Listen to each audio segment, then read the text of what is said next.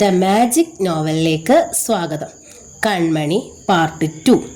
പക്ഷേ രശ്മിക്ക് ആ ആവേശം അധിക നേരം തുടരാനായില്ല. അവൾ പതിയെ കൈ പിൻവലിച്ചു. സുഹാസ് ഡി മേനോൻ എൻ്റെ ജീവിതത്തിലെ സുഖേട്ടനാകാൻ കടമ്പകൾ ഏറെ ബാക്കിയുണ്ട്. എൻ്റെ അച്ഛന് സന്തോഷമാകും തീർച്ച. What about your parents? അവർ മകന് വേണ്ടി ഒരു സെക്കൻഡ് ഹാൻഡ് കാർ വാങ്ങാൻ താല്പര്യം കാണിക്കുമോ? ഓളങ്ങളും തിരകളും ഉമ്മ വയ്ക്കുന്ന അഴിമുഖത്ത് കടലിൻ്റെ ഇരമ്പവും കായലിൻ്റെ സംഗീതവും കൂടി കലരുമ്പോൾ സുഹാസ് ടി മേനോൻ്റെ ഉള്ളിലേക്ക് ഒരു വൻ തിര അടിച്ചു കയറി. റിട്ടയർഡ് പ്രിൻസിപ്പൽ ത്യാഗരാജ മേനോന് ഒരു വാക്കിന് മറുവാക്കില്ല. നിനക്കിഷ്ടപ്പെട്ട പെൺകുട്ടിയെ ജീവിതത്തിലേക്ക് ക്ഷണിക്കുന്നതിൽ ഞങ്ങൾക്കൊരെതിർപ്പില്ല. ജാതിയോ മതമോ സാമ്പത്തിക സ്ഥിതിയോ ഒന്നും പ്രശ്നമല്ല. പക്ഷേ ഇതൊരു ഡൈവോഴ്സിയാണ്. എന്തുകൊണ്ടാണ് അവൾ ഡൈവോഴ്സ് ചെയ്തു? രണ്ട് കൈയും കൂട്ടിയടിച്ചാലേ ശബ്ദം കേൾക്കുമോനെ. ഒരു പുരുഷനോടൊത്ത് ജീവിക്കുന്നതിൽ അവൾക്കുള്ള കഴിവുകേടല്ലേ അത് തെളിയിക്കുന്നത്? നാളെ നിന്റെ കാര്യത്തിൽ അത് സംഭവിച്ചു കൂടുന്നുണ്ടോ? തൃശ്ശൂരിനടുത്ത് മുളങ്കുന്നത്ത് കാവിലെ തറവാടിൻ്റെ വരാന്തയിൽ സുഹാസ് ഭിത്തിയിൽ ചാരി നിന്നു. അച്ഛൻ ജീവിതം കണ്ടവനാണ്. തന്നേക്കാൾ അനുഭവ സമ്പത്തുണ്ട്. വിവാഹമോചനം സൂചിപ്പിക്കുന്നത് വിവാഹത്തിൻ്റെ പരാജയമാണ്. സുഭാഷിനോടൊത്തുള്ള ജീവിതത്തിൽ പരാജയപ്പെട്ട രശ്മി സുഹാസിനോടൊത്തുള്ള ജീവിതത്തിൽ വിജയിക്കുമെന്ന് എന്താണ് ഉറപ്പ്? എന്താണ് യഥാർത്ഥത്തിൽ സംഭവിച്ചിരിക്കുക? രശ്മിയുടെ ഭാഗമല്ലേ താൻ കേട്ടുള്ളൂ. ഭർത്താവിൻ്റെ വീട്ടിലെ ചിട്ടകൾക്കൊത്ത് ജീവിക്കാനുള്ള ബുദ്ധിമുട്ട് കൊണ്ടാണെന്ന് അവൾ പറഞ്ഞത്. അത് ശരിയാകണമെന്നുണ്ടോ? അത്തരമൊരു ദുർബലമായ കാറ്റിൽ അടർന്നു വീഴത്തക്ക ഉണക്കപ്ലാവിലെയാണോ വിവാഹ ജീവിതം? വിനോദിനി അമ്മ ചോദിച്ചു. നീ എന്താ ഒന്നും മിണ്ടാത്തത്? അച്ഛൻ ചോദിച്ചത് കേട്ടില്ലേ? അച്ഛൻ്റെ ആദ്യത്തെ വാചകത്തിൽ തന്നെ ഉണ്ടമ്മേ അതിൻ്റെ ഉത്തരം. എനിക്കിഷ്ട പെൺകുട്ടിയെ ഞാൻ എൻ്റെ ജീവിതത്തിലേക്ക് ക്ഷണിക്കുന്നു.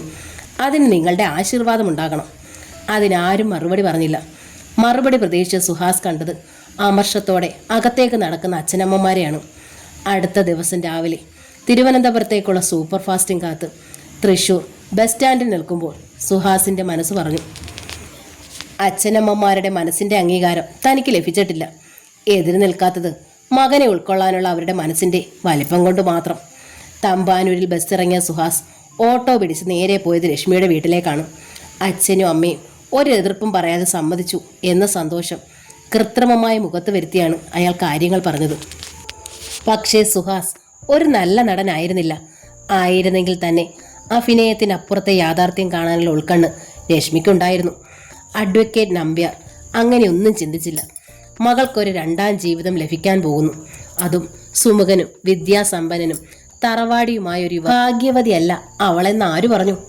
അദ്ദേഹത്തിൻ്റെ മനസ്സ് ഉത്സാഹഭരിതമായി. എത്രയും വേഗം വിവാഹം നടക്കണം. വാർദ്ധക്യത്തിലേറ്റ മുറിവുകളെല്ലാം കഴുകി ഉണക്കണം. വിശ്രമിക്കണം. നമ്പ്യാർ മുന്നോട്ടാഞ്ഞു ചോദിച്ചു. അപ്പോൾ ഇനി എല്ലാം സാർ തന്നെ ഏർപ്പാടാക്കണം. ജാതകം നോക്കൽ വേണമെങ്കിലാകാം ഒരു ഫോർമാലിറ്റിക്ക്. 9 ഉത്തമ പൊരുത്തങ്ങളും ഒരു മധ്യമ പൊരുത്തവും ഉണ്ടായിരുന്നു രശ്മിയുടെ ആദ്യ വിവാഹത്തിന്. അത് പറയുമ്പോൾ അഡ്വക്കേറ്റ് നമ്പ്യാരുടെ കണ്ണുകൾ അകലെയായിരുന്നു. എനിക്ക് വിശ്വാസമുണ്ടായിട്ടല്ല, നിങ്ങളുടെയൊക്കെ ആശ്വാസത്തിന്, പ്രത്യേകിച്ചും എൻ്റെ പേരൻസിൻ്റെ. ഒരു കാര്യം ചെയ്യാം, ഞാൻ സുഹാസിൻ്റെ അച്ഛന് ഫോൺ ചെയ്യാം. We will meet. ഒന്നുകിൽ അവിടെ അല്ലെങ്കിൽ ഇവിടെ. ബാക്കി കാര്യങ്ങൾ ഞങ്ങൾ മുതിർന്നവർ തീരുമാനിക്കാം. യാത്ര പറഞ്ഞിറങ്ങുമ്പോൾ രശ്മി ഗേറ്റ് വരെ ചെന്നു. ഒരു കാര്യം പറഞ്ഞോട്ടെ, കള്ളം പറയാൻ അറിയില്ല അല്ലേ? കള്ളം പറയുമ്പോൾ മുഖത്ത് തെളിഞ്ഞു വരും. ഞാൻ എന്ത് കള്ളം പറഞ്ഞു? നമ്മുടെ വിവാഹത്തിന് എൻ്റെ അച്ഛനമ്മമാർ സമ്മതിച്ചു എന്ന് പറഞ്ഞാൽ പോലും അത് മുഴുവൻ ശരിയാവില്ല, എനിക്കറിയാം. രശ്മി എന്താ അത്രയ്ക്ക് അയോഗ്യയാണോ? ഞാൻ പറഞ്ഞില്ലേ, ഷോറൂം കണ്ടീഷൻ ആണെങ്കിൽ പോലും ഒരുത്തൻ ഓടിച്ച വണ്ടി സെക്കൻഡ് ഹാൻഡാ. അതിന് അതിൻ്റേതായ വിലക്കുറവുണ്ട്. സുഹാസിനിക്ക് ഒരു തമാശ പോലെയാണ് തോന്നിയത്. സെക്കൻഡ് ഹാൻഡ് വണ്ടിയാ ഓടിക്കാൻ സുഖം. പാർട്സ് എല്ലാം ഒന്ന് ഓടിത്തെളിഞ്ഞതായിരിക്കുമല്ലോ. അതിലെ തമാശ ആസ്വദിക്കാതെ രശ്മി പറഞ്ഞു, ഈ ലോകത്ത് എല്ലാ ജോലിക്കും എക്സ്പീരിയൻസ് വേണം. എക്സ്പീരിയൻസ് അയോഗ്യതയായി കരുതുന്ന ഒറ്റ ഫീൽഡേ ഉള്ളൂ, വിവാഹം. സുഹാസിന് അത് വിചിത്രമായി തോന്നി. എല്ലാ തടസ്സങ്ങളും മാറിയ സമയം. കതിർ മണ്ഡപത്തിലേക്കിനി വാരകളുടെ അകലമേ ഉള്ളൂ. ഈ പെൺകുട്ടിക്ക് എന്തേ സന്തോഷം തോന്നാത്തത്? എന്താ രശ്മി ഇത്? ആകെ ത്രില്ലടിക്കേണ്ട സമയമല്ലേ വിവാഹം നിശ്ചയിച്ചതിൻ്റെ ത്രില്ല്. പോയിരുന്ന് 7 സുന്ദര രാത്രികൾ എന്ന പാട്ട് പാടൂ. എനിക്കത് പുതിയ അനുഭവമല്ലല്ലോ സുഹേട്ടാ, അതുകൊണ്ടാവാം ത്രില്ല് തോന്നാത്തത്. ഒരു കാര്യം അവർ നിശ്ചയിച്ചു. തൽക്കാലം ബാങ്കിൽ വിവരം വെളിപ്പെടുത്തണ്ട. ഒരു ഗോസിപ്പിന് അവസരം കൊടുക്കാത്ത രീതിയിൽ ക്ഷണക്കത്തോടെ ഒരു ദിവസം വിവരം അവതരിപ്പിക്കുക. സന്തോഷ സൂചകമായൊരു പാർട്ടി. കാര്യങ്ങൾ വേഗത്തിൽ നടന്നു. മക്കളുടെ തീരുമാനം മല പോലെ ഉറപ്പുള്ള മലബാർ സിമെന്റ് ആണെന്ന് രണ്ടുപേരുടെ അച്ഛനമ്മമാർക്ക് മനസ്സിലായി. ജാതകം നോക്കാൻ പോലും ഇരു കൂട്ടരും താല്പര്യം കാണിച്ചില്ല. തീയതി കുറിച്ചു, നേരെ നോക്കി. കല്യാണ മണ്ഡപവും ബുക്ക് ചെയ്തു. ബാങ്കിൽ വിവരമറിഞ്ഞപ്പോൾ എല്ലാ മുഖങ്ങളിലും ഭാവമാറ്റം. ഇതെപ്പോൾ പറ്റിച്ചു എന്ന ഭാവം ചില മുഖങ്ങളിൽ. എനിക്കത് നേരത്തെ അറിയാമായിരുന്നു എന്ന ചിരി മറ്റു ചിലയിടത്ത്. പണി പറ്റിച്ചു കളഞ്ഞല്ലോ എന്ന മട്ട് മറ്റൊരിടത്ത്. അച്യുതൻ പിള്ള മൂക്കുപൊടി ഡെപ്പി തുറന്നു. നിങ്ങളിതെന്നാ തീരുമാനിച്ചത്? കഴിഞ്ഞ ആഴ്ച, രശ്മി പറഞ്ഞു. എന്നാൽ ഞാനിത് നേരത്തെ തീരുമാനിച്ചതാ. എന്നാണെന്നറിയാമോ? രശ്മി ഇവിടെ ജോയിൻ ചെയ്യാൻ വന്ന ദിവസം രണ്ടുപേരും കൂടി മാനേജറുടെ ക്യാബിൽ നിന്ന് ഇറങ്ങി വരുന്നത് കണ്ടപ്പോൾ ഞാൻ സത്യത്തിൽ ഒരു നിമിഷത്തേക്ക് കരുതി ഖദർ മണ്ഡപത്തിൽ നിന്ന് ഇറങ്ങി വരികയാണെന്ന്. ഇന്ദിരക്കുട്ടിയമ്മ മേഴ്സിയുടെ ചെവി നക്കി. മിണ്ടാപ്പൂച്ച കലമുടച്ചു. ഇത് ഞാൻ നേരത്തെ കരുതിയതാ. അതിനിവിടെ ആരാ മിണ്ടാപ്പൂച്ച? രശ്മിയോ? അല്ല, സുഹാസ് സാറ്, ജെന്റിൽമാൻ. പ്യൂൺ എന്ന വിളി കേൾക്കാൻ ആഗ്രഹിക്കാത്ത പ്യൂൺ പപ്പൻ കാമദേവനെ ചൊറിഞ്ഞു. അങ്ങേര് വെള്ളം കുടിക്കും, പാവം മനുഷ്യൻ. ഈ പെങ്കൊച്ച് കാഴ്ചയിൽ മാൻപേടയാണെങ്കിലും സ്വഭാവത്തിൽ കാണ്ടാമൃഗമാ. ഒരു മധ്യാഹ്നം സുഹാസ് അന്നത്തെ ട്രാൻസാക്ഷൻ്റെ സ്ലിപ്പുകൾ ചെക്ക് ചെയ്യുകയായിരുന്നു. 3 മണിക്ക് മുമ്പ് സൺഡേ സ്ലിപ്പുകൾ സെക്ഷനിൽ എത്തിച്ചാലേ ഡേ ബുക്ക് അന്ന് തന്നെ പൂർത്തിയാക്കാൻ പറ്റൂ. മേഴ്സിയാണ് ഡേ ബുക്ക് സെക്ഷനിൽ. മറ്റ് കാര്യങ്ങളിൽ മുയലാണ് മേഴ്സിയെങ്കിൽ ജോലിക്കാര്യത്തിൽ ആമയാണ്. ജോലി കഴിവതും സമയത്ത് തീർക്കാതിരിക്കുക, പരമാവധി പെൻഡിങ്ങിൽ വെക്കുക, ഇതൊക്കെ മേഴ്സിക്ക് ആനന്ദദായകമാണ്. Telephone bill. മറുതലയ്ക്കൽ നേർത്ത പുരുഷ ശബ്ദം. Hello, may I speak to mister Suhas D Menon?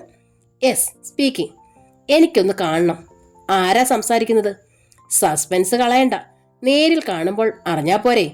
U are welcome to my office. വേണ്ട, ബാങ്കിൽ വേണ്ട, പുറത്തെവിടെങ്കിലും. ക്വാർട്ടേഴ്സിലേക്ക് വരൂ. Is anybody else there? No, ഞാൻ ഒറ്റയ്ക്കാണ്. Then okay. എപ്പോഴാകും സൗകര്യം? എങ്കിൽ ഇന്ന് തന്നെ ആവട്ടെ. ക്വാർട്ടേഴ്സിലൊക്കെയുള്ള വഴി പറഞ്ഞു തരൂ. വഴി പറഞ്ഞു കൊടുക്കുമ്പോൾ സുഹാസിന്റെ ഉള്ളിലെ കൗതുകം വളരുകയായിരുന്നു. ആരാണത്? കൂടെ പഠിച്ചവർ വല്ലതുമാണോ? വർഷങ്ങൾക്ക് ശേഷമുള്ള കണ്ടുമുട്ടലിന്റെ ത്രിൽ കളയാതിരിക്കാൻ വേണ്ടി പേര് പറയാത്തതല്ലേ? കുറെ ആലോചിച്ചപ്പോൾ സുഹാസിന് തോന്നി അങ്ങനെയാകാൻ വഴിയില്ല. ആ ശബ്ദം കേട്ടിട്ട് ഒരു വിദൂര പരിചയം പോലും തോന്നുന്നില്ല. സുഹാസിന് ജോലിയിൽ ശ്രദ്ധ കേന്ദ്രീകരിക്കാൻ കഴിഞ്ഞില്ല. അവ്യക്തമായൊരു ഭയം അയാളെ പിടികൂടി. ആരാണ് അയാൾ? എന്തിനാണ് അയാൾ തന്നെ കാണുന്നത്? മറ്റാരുടെയും സാന്നിധ്യത്തിൽ തന്നെ കാണാൻ അയാൾക്ക് താല്പര്യമില്ല. ഒറ്റയ്ക്ക് കാണണം. എന്തിന്? എന്തോ ഏടാകൂടവും കൊണ്ടാണോ അയാളുടെ വരവ്? സുഹാസ് ആശ്വസിക്കാൻ ശ്രമിച്ചു. എന്ത് ഏടാകൂടം? എന്ത് വന്നാലും തറയിലൂടല്ലേ വരൂ. പക്ഷേ ഉള്ളിൻ്റെ ഉള്ളിലെവിടെയോ മുന്നറിയിപ്പിൻ്റെ കാഹളം. സൂക്ഷിക്കുക. 5:30 തന്നെ അയാൾ ക്വാർട്ടേഴ്സിലെത്തി. പരീക്ഷാ സമയം അടുക്കുമ്പോഴത്തെ വിദ്യാർത്ഥിയുടേതുപോലെ ഹൃദയം പടപട ഇടിക്കുന്നു. മണി 6 കഴിഞ്ഞു. ഗേറ്റിൽ വന്നു നിന്ന ഓട്ടോറിക്ഷയിലേക്കും അതിൽ നിന്നിറങ്ങുന്ന യുവാവിലേക്കും നോട്ടം നീളുമ്പോൾ സുഹാസിന്റെ ഉള്ളിൽ വീണ്ടും ആ കാഹളം മുഴങ്ങി. സൂക്ഷിക്കുക. മുറ്റം കടന്ന് നടന്നു വരുന്ന ആളിനെ സുഹാസ് ശ്രദ്ധിച്ചു. ഇരുനിറം, മീഡിയം ഹൈറ്റ്, നെറ്റിയുടെ ഇരുവശത്തും കടന്നു കയറിയ കഷണ്ടി, നടുവിലുള്ള മുടിയെ നെറ്റിയിലേക്ക് ഇറങ്ങി നിൽക്കുന്ന പാലമാക്കിയിരിക്കുന്നു. സാമാന്യം വലിപ്പമുള്ള ചന്ദനപ്പൊട്ട് ആ മുഖത്തിന് അഴകാണു. വരാന്തയിലേക്ക് കയറിയ യുവാവ് തുറന്ന ചിരിയോടെ കൈ നീട്ടി ഹസ്തദാനത്തിന്. ഞാൻ ലേറ്റ് അല്ലല്ലോ? അല്ലെന്ന് സുഹാസ് തലകുലുക്കി. പക്ഷേ ആ ഓട്ടോറിക്ഷക്കാരൻ്റെ സ്പീഡ് കണ്ടപ്പോൾ ഞാൻ ലേറ്റായി പോകുമെന്ന് കരുതി. എന്തൊരു കത്തിക്കൽ! തിരുവനന്തപുരത്തെ ഓട്ടോറിക്ഷയ്ക്കെല്ലാം സൂപ്പർസോണിക് എഞ്ചിനെയാണ് ഘടിപ്പിച്ചിരിക്കുന്നതെന്ന് തോന്നുന്നു. ഇരിക്കാൻ ആംഗ്യം കാണിച്ചുകൊണ്ട് സുഹാസ് ചോദിച്ചു. തിരുവനന്തപുരത്തുകാരനല്ലേ? അല്ല അല്ലേ? ഇരുന്നു കൊണ്ട് അയാൾ പറഞ്ഞു. അല്ല. ഓ, മനസ്സിലായി. ആരാണെന്ന് അറിയാനുള്ള ജിജ്ഞാസയാണ് അല്ലേ?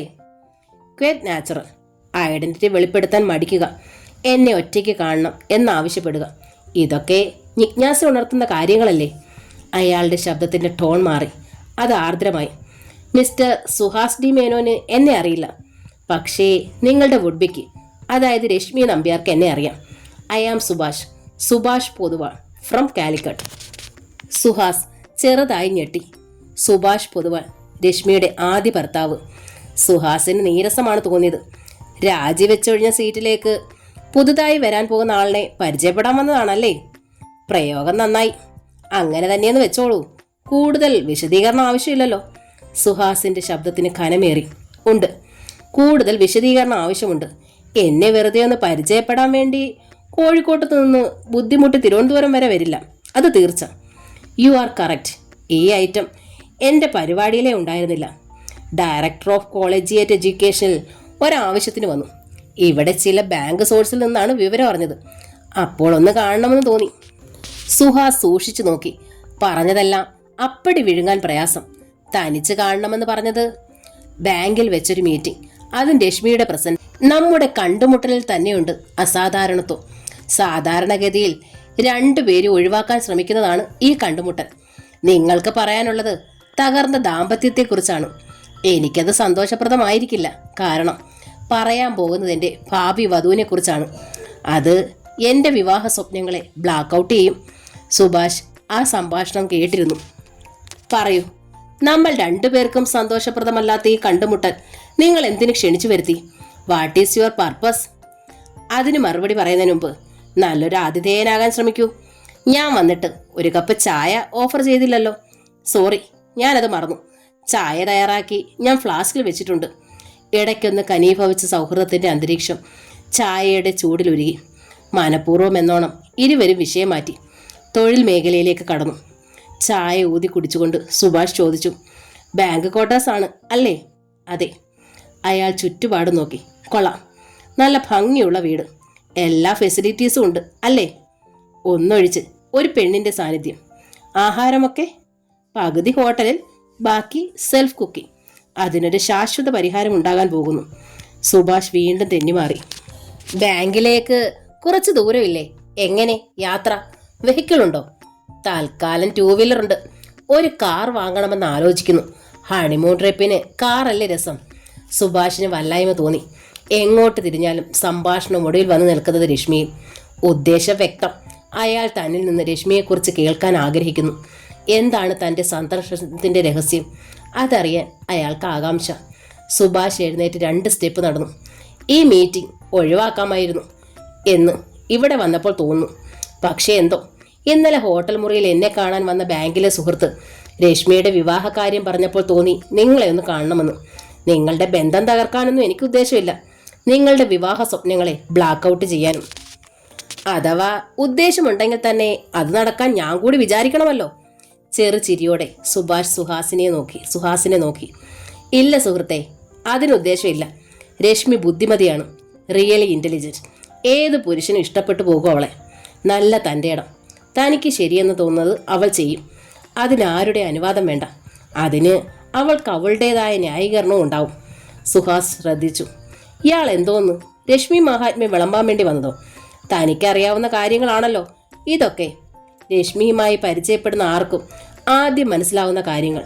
അതിനൊരു വിവാഹബന്ധത്തിൻ്റെ അടുപ്പം ആവശ്യമില്ല. സന്തോഷകരമായിരുന്നു ഞങ്ങളുടെ വിവാഹത്തിൻ്റെ ആദ്യ നാളുകൾ.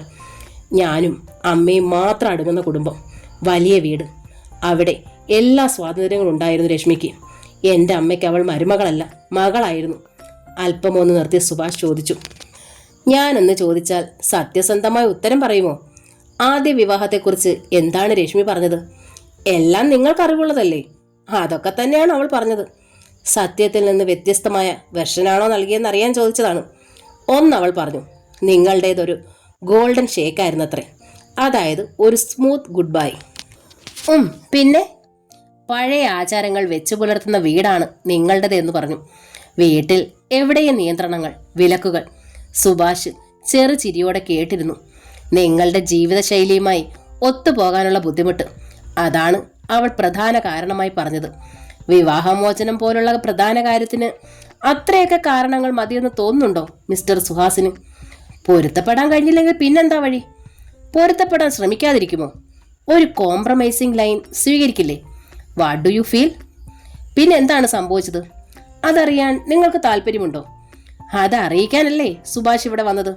സുഭാഷിന്റെ ചിരി മാഞ്ഞു. അവിടെ ഗൗരവം വന്നു നിറഞ്ഞു. നിങ്ങൾക്കെപ്പോഴും എന്നെയാണ് സംശയം. നിങ്ങളുടെ പ്രത്യാശയിൽ മണ്ണു വാരിയിടാൻ വന്നവനാണ് ഞാനെന്ന് നിങ്ങൾ കരുതുന്നു. 4 വർഷം പൂർത്തിയാക്കാത്ത വിവാഹബന്ധം എങ്ങനെ അലസിയെന്ന് നിങ്ങൾ തിരക്കിയില്ല. അതിൻ്റെ യഥാർത്ഥ കാരണം കണ്ടുപിടിക്കാൻ ശ്രമിച്ചില്ല. നിങ്ങൾക്കറിയുമോ, മീനും ഇറച്ചിയും കണ്ടിട്ടില്ലാത്ത എൻ്റെ അടുക്കളയിൽ ആദ്യമായി മീൻ മണം ഉയർന്നത് രശ്മിക്ക് വേണ്ടിയാണ്. ആരും അവളെ നിയന്ത്രിച്ചില്ല. ഞാനും അമ്മയും ഞങ്ങളുടെ പഴയ ആചാരങ്ങൾ തുടർന്നു. പക്ഷേ അത് അവളെ അടിച്ചേൽപ്പിക്കാൻ ആരും ശ്രമിച്ചില്ല. രശ്മി പറഞ്ഞത് ശരിയാണ്, ഞാൻ പഴഞ്ചനാണ്, വെറും പഴഞ്ചൻ. അല്ലെങ്കിൽ സ്വന്തം ഭാര്യയെ ഡാർലിംഗ് എന്ന് വിളിച്ചുകൊണ്ട് ഒരുത്തൻ വീട്ടിൽ കയറി വരുമ്പോൾ കൈയും കെട്ടി നോക്കി നിൽക്കില്ലായിരുന്നു. സുഹാസ് തരിച്ചു നിന്നുപോയി. അവൻ ഇനിയും വരും. ഫ്രെഡറിക് സൈമൺ, ചുരുണ്ട മുടിക്കാരൻ, നേവൽ എഞ്ചിനീയർ. അവൻ്റെ കർണത്തടിക്കാനുള്ള തൻ്റെ ഇടം നിങ്ങൾക്കെങ്കിലും ഉണ്ടാവട്ടെ. സുഹാസിൻ്റെ മുഖത്തേക്ക് കോപം ഇരച്ചു കയറി. ആ ചുണ്ടുകൾ വിറച്ചു. Stop it. നിങ്ങൾ പറയുന്നതെല്ലാം കണ്ണടച്ച് വിശ്വസിക്കത്തക്ക വിഡ്ഢിയല്ല ഞാൻ. മനസ്സിലായി എല്ലാം. നിങ്ങളുടെ ഉദ്ദേശമെല്ലാം മനസ്സിലായി. ദാ അതാണ് പുറത്തേക്കുള്ള വഴി. സുഭാഷിൻ്റെയും നിയന്ത്രണം വിടുകയായിരുന്നു. അയാൾ ചാടി എണീറ്റു. വിശ്വസിക്കില്ല, നിങ്ങളൊന്നും വിശ്വസിക്കില്ല. നിങ്ങളുടെ ബുദ്ധി കൈവിട്ടുപോയി. അവളുടെ ചന്തത്തിൽ നിങ്ങളുടെ കണ്ണും മഞ്ഞളിച്ചിരിക്കുകയാണ്. അയാൾ ശബ്ദകോശത്തോടെ പടിയിറങ്ങി മുറ്റത്തെത്തി തിരിഞ്ഞു നിന്നു. ഞാൻ പോകുന്നു സുഹൃത്തെ. ഇനി ഒന്നുകൂടി പറയാം, പക്ഷേ അതും വിശ്വസിക്കരുത്. അവൾ വന്ധ്യയാണെന്ന് ഒരു ഡോക്ടറെ വായിൽ നിന്ന് കേട്ടാൽ പോലും വിശ്വസിക്കരുത്. Good bye. സുഭാഷ് പടിയിറങ്ങി പോകുമ്പോൾ എതിരെയുള്ള റെയിലിലൂടെ കന്യാകുമാരി എക്സ്പ്രസ് ചൂളം കുത്തി പായുകയായിരുന്നു. ഭൂമി കുലുങ്ങുന്ന ഒച്ച. പ്രഭാതത്തിന് വല്ലാത്ത വിളർച്ച. സുഹാസ് കിടക്കയിൽ തന്നെ കിടന്നു. മണി 7. സാധാരണ 5:30 ഉണരാറുള്ളതാണ്. റെയിൽ പാളത്തിൻ്റെ ഓരത്തുകൂടി ഒരു നടപ്പ്. മടങ്ങുമ്പോൾ നന്നായി വിയർത്തിരിക്കും. ഇന്നൊന്നിനും ഉത്സാഹം തോന്നുന്നില്ല. രാത്രി ഉറങ്ങിയതേയില്ല. തിരിഞ്ഞും മറിഞ്ഞും കിടന്നു. വെളുപ്പിനാണ് ഒന്ന് മയങ്ങിയത്. ആ മയക്കം 7 വരെ തുടർന്നു. ഇന്നലെ നടന്നത് ഓർമ്മിച്ചെടുക്കാൻ പ്രയാസം. എന്തൊക്കെയാണ് സുഭാഷ് പറഞ്ഞത്? ഒരിക്കലും കേൾക്കാൻ ആഗ്രഹിക്കാത്തത്. വിവാഹത്തിന് ആഴ്ചകൾ മാത്രം ബാക്കി നിൽക്കെ പ്രതിശ്രുത വരൻ്റെ ചെവിയിൽ ഒരിക്കലും സ്വീകരിക്കാൻ കൊതിക്കാത്തത്. അതിൻ്റെ ഷോക്കിൽ നിന്ന് മനസ്സ് മുക്തമാകുന്നില്ല. അശാന്തിയുടെ വിത്തുകളുമായി എന്തിനയാൾ ഈ പടി കടന്നു വന്നു? അയാൾക്ക് ഇവിടെ വരാതിരിക്കാമായിരുന്നു. ഇതൊന്നും വെളിപ്പെടുത്താതിരിക്കാമായിരുന്നു. വിവാഹപൂർവ്വ രാത്രികളുടെ കാൽപ്പനിക സുഖത്തിൽ നീങ്ങുന്ന യുവ മനസ്സിൽ തീ കോരിയിടാതിരിക്കാമായിരുന്നു. അയാൾ പറഞ്ഞതൊക്കെ സത്യമാണോ? എന്തിനയാൾ കള്ളം പറയണം? കള്ളം പറഞ്ഞിട്ട് അയാൾക്ക് എന്ത് നേട്ടം?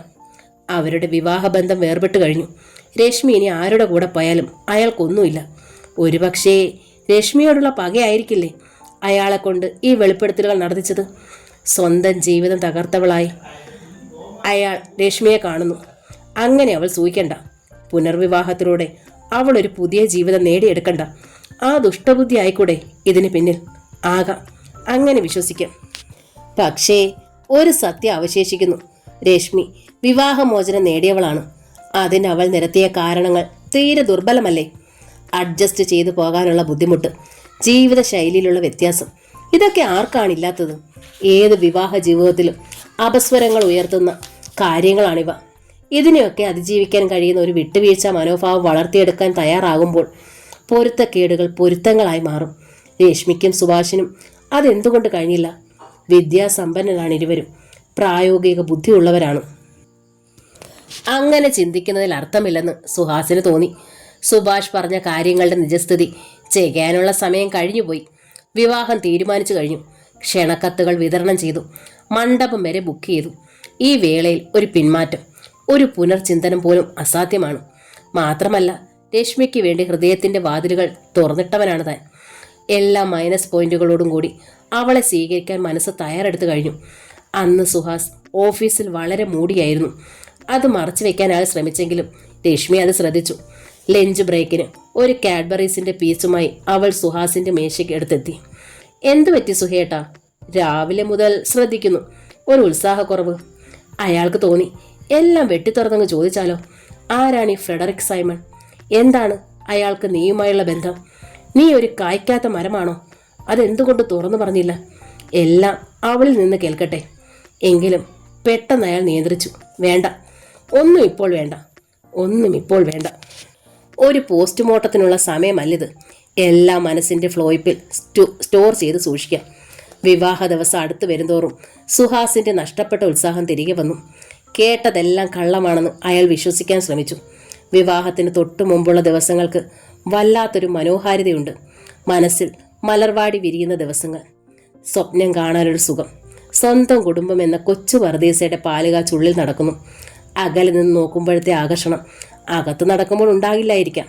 പക്ഷേ സങ്കല്പത്തിലെ ആ സുഖം, ആ ആനന്ദം ഇപ്പോഴേ ആസ്വദിക്കാൻ കഴിയൂ.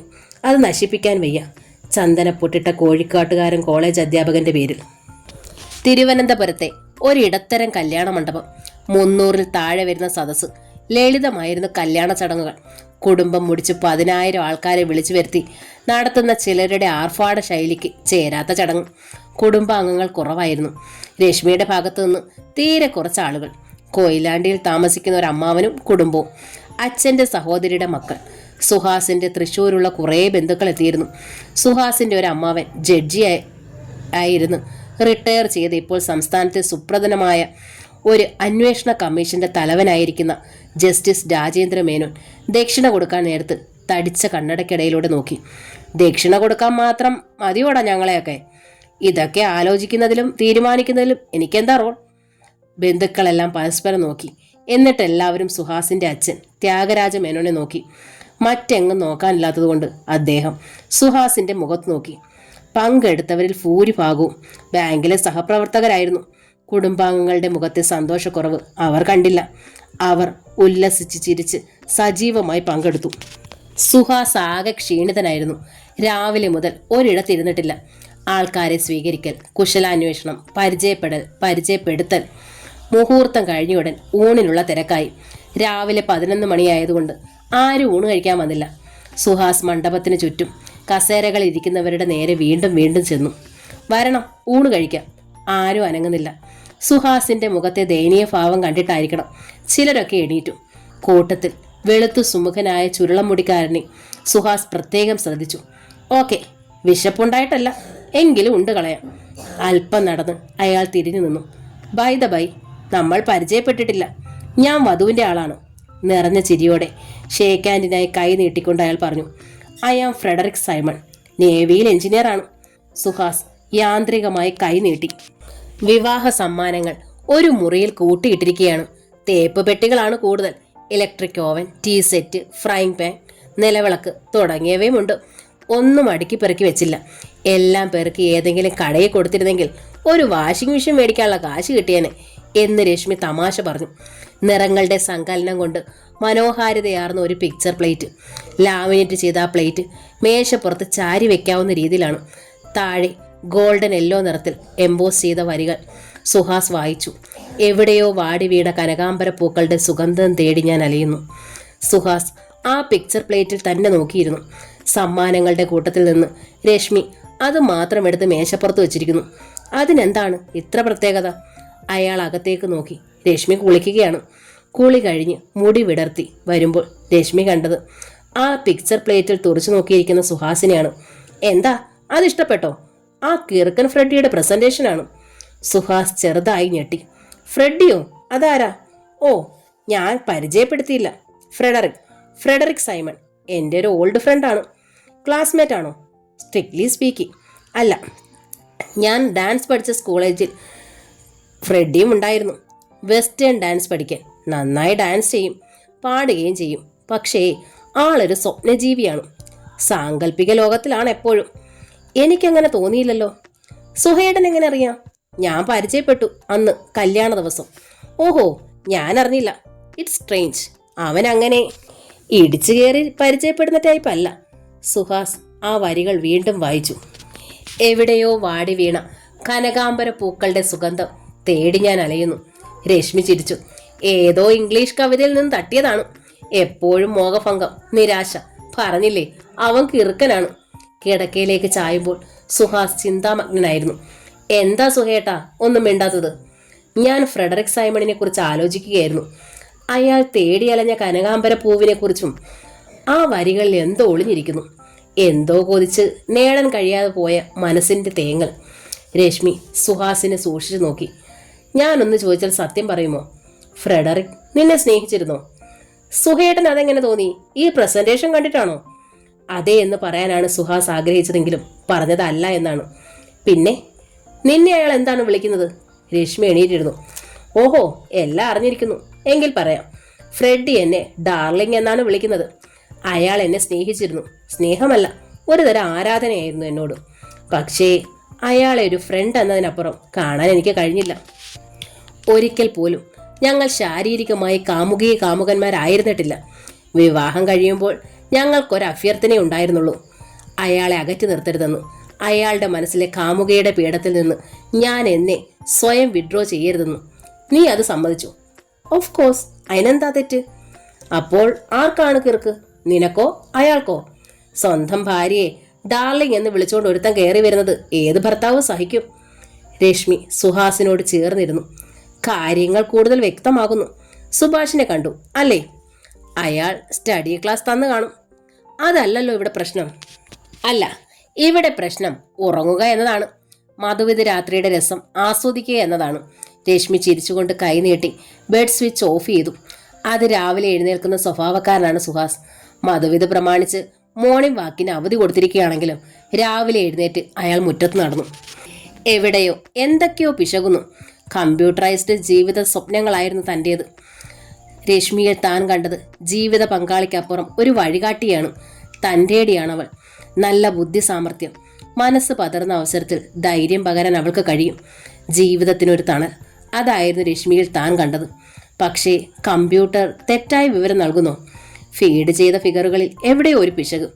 ഉറക്കച്ചവടോടെ രശ്മി മുറ്റത്തേക്ക് ഇറങ്ങി വന്നു. നല്ല ആള് ഇവിടെ ഉലാത്തുകയാണോ? രാവിലെ എണീറ്റ് ചായയുമായി ഭാര്യയെ വിളിച്ചുണർത്തേണ്ടവനാണ് നല്ല ഭർത്താവ്, അറിയില്ലേ? സുഹാസ് ചെറുതായി ചിരിച്ചു. ശരി, ഇവിടെ ഞാൻ ഉത്തമ ഭാര്യയാകാം. 5 മിനിറ്റ്. അവൾ അകത്തേക്ക് പോയി. ചായയുമായി മടങ്ങുമ്പോൾ രശ്മിയുടെ മൂഡ് നഷ്ടപ്പെട്ടിരുന്നു. സുഹേട്ടന്റെ മനസ്സിനെ എന്തോ ഡിസ്റ്റർബ് ചെയ്യുന്നുണ്ട് അല്ലേ? ഏയ്, ഒന്നുമില്ല. ഉണ്ട്, ഞാൻ പറയാം. സുഹേട്ടനെ ഡിസ്റ്റർബ് ചെയ്യുന്നത് ആ കിറുക്കൻ ഫ്രെഡിയാണ് അല്ലേ?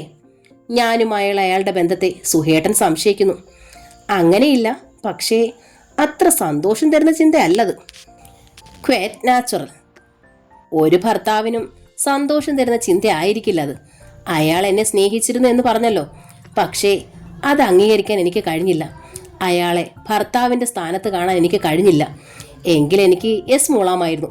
He is an engineer in navy, well placed. പക്ഷേ ഞാനത് കാര്യമാക്കിയില്ല. വൈ? സുമുഖൻ, ആരോഗ്യവാൻ, വിദ്യാസമ്പന്നൻ, നല്ല ജോലിയുള്ളവൻ. എന്തുകൊണ്ട് നീ അതിന് തയ്യാറായില്ല? രശ്മി അരമതിലിരുന്നു. പുരുഷന് പെണ്ണിൻ്റെ മനസ്സിൽ സ്ഥാനം നേടാൻ ഇത്രയൊക്കെ മതി എന്നാണോ? അക്സെപ്റ്റബിലിറ്റി അതയാൾക്കില്ല. ഉണ്ടെങ്കിൽ ഞാൻ അതിന് തയ്യാറായനെ. കുറഞ്ഞ പക്ഷം വിവാഹമോചനം നേടിയ സമയത്തെങ്കിലും അത് ആലോചിക്കാമായിരുന്നു. സുഹാസ് അരമതിൽ രശ്മിയുടെ അടുത്തിരുന്നു. ഞാൻ നിന്നെ സംശയിക്കുകയല്ല, പക്ഷേ എന്തോ ഒരു ഇറിറ്റേഷൻ. ഭാര്യയെ ആരാധിച്ച് നടക്കുന്ന പുരുഷനെ കുറിച്ചുള്ള ചിന്ത ഇറിറ്റേഷനാണ്. അതോ തന്നെയാണ് സുഭാഷിനെയും വിഷമിപ്പിച്ചത്. ഒരു കള്ളം കണ്ടുപിടിച്ച വിജയഭാവത്തോടെ രശ്മി അരമതിൽ നിന്ന് എഴുന്നേറ്റു. എൻ്റെ ഊഹം തെറ്റിയില്ല. സുഹേട്ടൻ്റെ അസ്വസ്ഥതയ്ക്ക് കാരണം അയാളാണ്. കോഴിക്കോട്ട് നിന്ന് ഇവിടെ എത്തി. അയാൾ സുഹേട്ടനെ ബ്രെയിൻ വാഷ് ചെയ്തു അല്ലേ? എനിക്കൊരു നല്ല ജീവിതം കിട്ടരുതെന്ന് അയാൾ ഉറപ്പിച്ചിരിക്കും. ഒരുപക്ഷെ അയാളുടെ പൂജാമുറിയിലെ കലണ്ടർ ദൈവങ്ങൾ അയാളോട് പറഞ്ഞിരിക്കും എൻ്റെ ജീവിതം തുലയ്ക്കാൻ. രശ്മിയുടെ മുഖം ചുവന്നു. ആ കവിളുകളിൽ കോപം കൊണ്ട് തൊടുത്തു. പൂജയും ആചാരങ്ങളും തെറ്റിക്കാത്ത സാത്വികൻ. ആ മനസ്സിലെ അഴുക്കുചാലിൽ അല്പം തീർത്ഥം തളിക്കാൻ തയ്യാറായിരുന്നെങ്കിൽ ഇന്നിങ്ങനെ ഭാര്യയുടെ 2ാം ഭർത്താവിനെ തേടേണ്ടി വരില്ലായിരുന്നു. രശ്മിയുടെ ശ്വാസഗതി വേഗത്തിലായി. പറയാൻ ലജ്ജയുണ്ട്, പക്ഷെ പറയാതെ വയ്യ. ചന്ദനക്കുറിയും തുളസിപ്പൂവും ചൂടുന്ന ഭക്ത ശിരോമണി, കിടപ്പറയിൽ ഇരയെ കടിച്ചു കുടയുന്ന കരിമ്പുലി. സുഹേട്ടനറിയാമോ, ഞാൻ ബെഡ്റൂമിൽ നിന്ന് ഇറങ്ങി ഓടിയിട്ടുണ്ട്. മുഖത്ത് ചോരയുമായി. സുഹാസ് മനസ്സിലാകാത്ത മട്ടിൽ നോക്കി. ദേ, ഇപ്പോഴും പോയിട്ടില്ല. സിഗരറ്റ് കുറ്റികൊണ്ട് പൊള്ളിച്ച് സുഖിച്ച പാടുകൾ. സാഡിസ്റ്റാണ് അയാൾ. ഫിസിക്കൽ ടോർച്ചർ ഒത്തിരി സഹിച്ചു ഞാൻ. സത്യമാണോ നീ പറയുന്നത്? Naked truth. പല സൈക്കാട്രിസ്റ്റുകളുടെ അടുത്ത് പോയി. ആ പെർവേർഷൻ മാറ്റാൻ കഴിഞ്ഞില്ല. നീ എന്നോട് ഇതൊക്കെ അന്ന് പറയാഞ്ഞതെന്താ? അന്ന് ഞാൻ സംസാരിച്ചത് സുഹാസ് ഡി മേനോൻ എന്ന അന്യപുരുഷനോടായിരുന്നു.